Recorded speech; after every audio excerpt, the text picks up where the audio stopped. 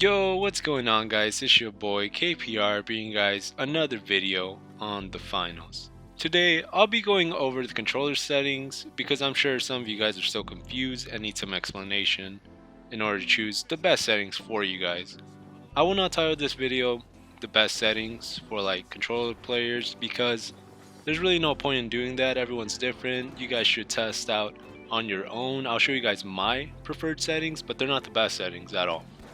These are the best for me, but not for everyone. I just want to keep that clear, and that's why I don't really look at other control like best settings for controller players or anything like that. I like to title this just like the controller settings explained, just so this video will just help you guys out. Choose the best ones for you, keep that recoil low, and just dominate lobbies. So anyways, let's get right into it. So how you should choose the best controller settings for you guys is: one, how fast can you look? Can you turn on people? Two, can you control that recoil and aim sensitivity that you're at? So those are the two rules I would suggest you guys follow as well in order to choose the best settings for you guys. Unless you're using the shotgun, then choosing a higher sensitivity without really what's it called? Needing to control recoil is good, just because the shotgun doesn't need that near this flamethrower or melee weapons. Melee weapons, I would suggest having a much higher sensitivity as well, just because you're gonna need that if you're using the sledgehammer. For sure, the dagger if you want to pull off some wicked backstabs. So, anyways, the sensitivity that I'm at is at 300 for both horizontal and vertical, and I actually have a zoom multiplier of 50%. The reason why I do this is because I like to be able to look around me very quickly and keep low recoil when I aim down and have to actually shoot at a target. This is what I mean by can you control the recoil at the high sensitivity that you're at. And if you can, I would suggest also doing what I'm doing right here, keeping the zoom multiplier at 50%. And even with 50%, it's pretty fast either ways, because 150, some people may think that might be a bit too fast, but it really isn't, honestly. And it keeps my recoil low, and I'm able to have it really stable for a bunch of the gunfights that I would be in. Next, the other settings that I would suggest you guys play around with, or not play around with, but the next settings I will explain now are the focal length sensitivity, which all it does is mess around with your sensitivity depending on which optic you're using. Kind of whack. I wouldn't suggest having this on. I've seen that a lot of people wouldn't suggest having it on because it will just mess with your sensitivity, and depending on which scope you're using, of course, and this can really confuse you at times if you're in a match. So again, I wouldn't suggest using this. It's just way too confusing. Now onto the next one, which is horizontal look boost. It basically makes it so when you look all the way to the right or left with your stick, it's going to be even faster. It'll ramp up by that much. So I have it at 220 just in case I need to turn on someone. I would suggest messing around with this, and of course it says in the description that it still helps out with the little adjustments, basically with macro movements, my fault. So if you don't look all the way to the side, then the sensitivity will still stay at what you keep it at, so you'll be chilling. So just make sure to mess around with this. I would really suggest that. Now the next setting is the vertical look boost, which is basically the same thing. I have it at 0 though, just because I don't really like ramping my sensitivity up that high for vertical movement. So you guys can mess around with it as well, because sometimes there will be those enemies that are just flying through the air, like the light class, sometimes the medium if they use a jump pad and they know how to move around with that. So I would suggest messing around with it, but for me, preferably, I don't like having boost on it. So of course, it's up to preference. Now, the next one is the look boost ramp up time. This basically means that it'll take that amount of seconds, which is half a second, to fully get to that speed at that time. Then the next one is the zoom horizontal look boost, basically the same thing, except this is when you're zoomed in. So again, mess around with it. I have it at 40 just because I already have the other vertical, like the other horizontal boost up. So mess around with it, see what you guys like more. make sure to go into the practice range, test it out right there, and you should be good.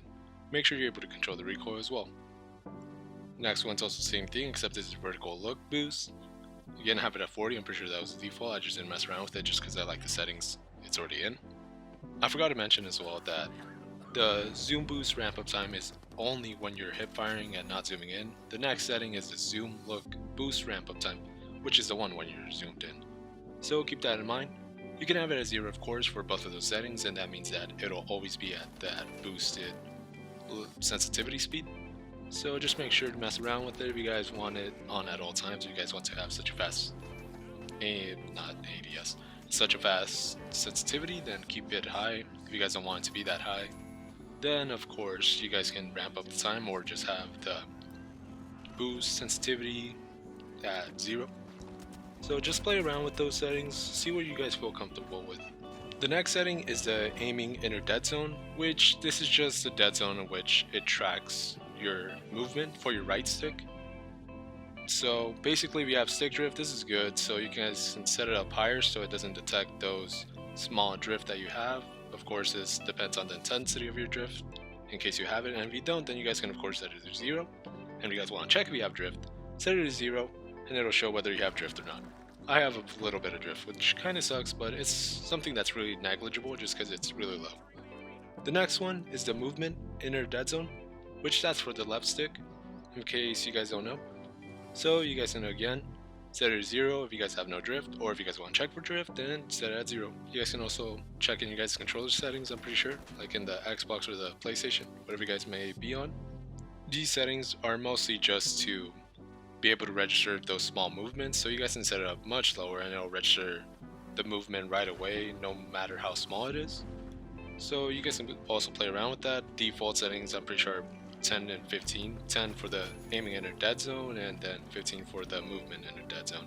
I have it at those default settings just because there's no point in messing around with it, especially because I have a little bit of drift, and a little bit of drift can be annoying at times, but mine's basically negligible in most situations. Now the next setting is the invert vertical look input. This just makes it so if you look right you look left, and if you look left you look right. It just switches them around. I do not know why you need that, but I'm pretty sure there has to be some I don't know if disability or just like how people grew up playing. I'm assuming it just has to do with those things. Now the next setting is the look response curve. There are 3 to choose from. There are linear, exponential, and sinusoidal. Basically these settings make it so your right stick movements are tracked in whatever preset you choose right there. So linear just makes it so it doesn't really ramp up, it keeps the same pace at all times. Exponential makes it so it ramps up a bit through a certain curve. And I heard sinusoidal is the best because it's almost like dual zone but not quite that much.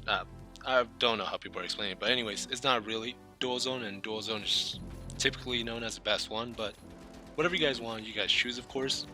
Sinusoidal, it basically tracks the movements, like if you do a really long turn with the right stick, like try to turn on someone real fast, then it's going to track that super fast, and you're still able to do macro movements. It does not keep a high sensitivity if you do small adjustments to your aim, so it helps out of course.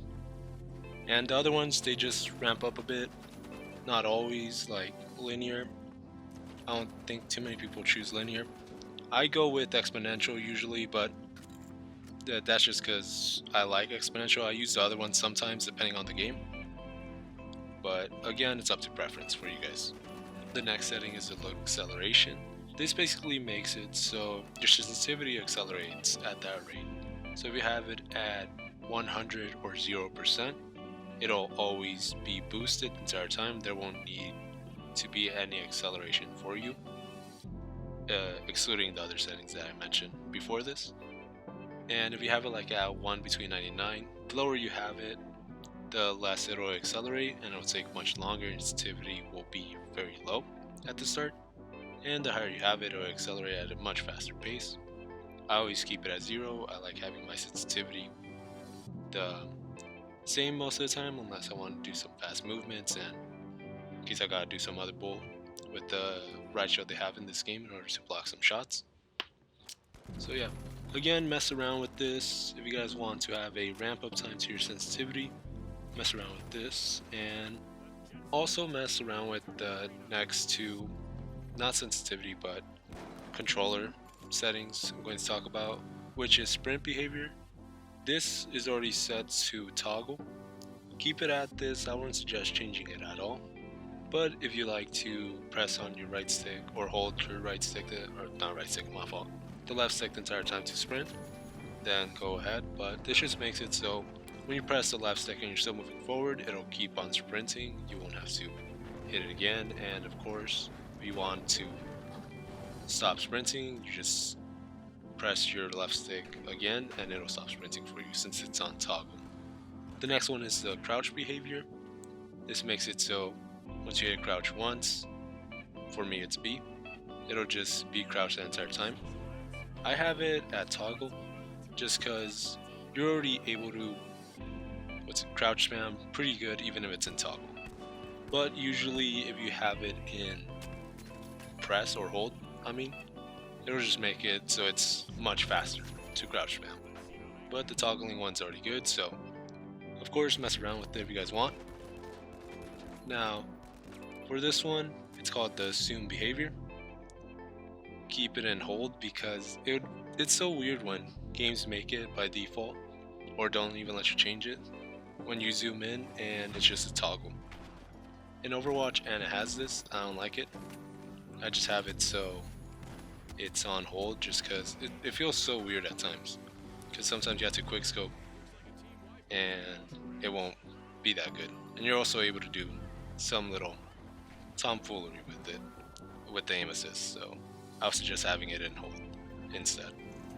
Now the next setting, or the last few settings I have, are for the aim assist. This is just whether you want to toggle aim assist off or on. Of course, keep it on if you're in controller. The next setting is the sensitivity reduction, also have it on. It just makes it so the closer you are to a target, the lower the sensitivity is in order to track the target better. So keep that on. All these settings on the aim assist are on by default. The next one is target tracking. What this does is basically rotate your camera to follow the target that you snapped at or aimed at. So it's much easier to track them and it will be easy on your eyes. So I would suggest leaving this on. The next one is called zoom snapping. This just makes it so whenever you ADS at a target, the crosshair snaps to them for a short moment. It's basically on by default for almost any FPS games. You'll see your crosshair zoom in at them, like it'll look like it will get tighter, which it does. So it basically means your hip fire is much tighter when you zoom in at them, and it'll make the spread much tighter if you pre-fire a bit. So it's just good to have on, and I wouldn't suggest taking it off. Now, the last setting is an advanced one. It's just controller vibration. It's just that. So just determine whether you want your controller to vibrate or not. I have it on this, the only game I have it on in. I don't know, I just don't really like controller vibration, but I only have it on for this. So of course it's up to preference whether you want your controller to vibrate or not.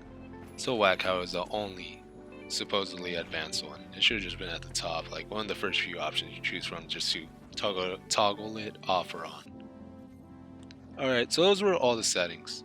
Hopefully this video was helpful for you guys. If it was, let me know down in the comments, or if you guys need me to explain something else. And leave a like if you guys enjoyed the video. If you guys are enjoying the content, subscribe as well. With that being said, have a good day, stay safe. Later.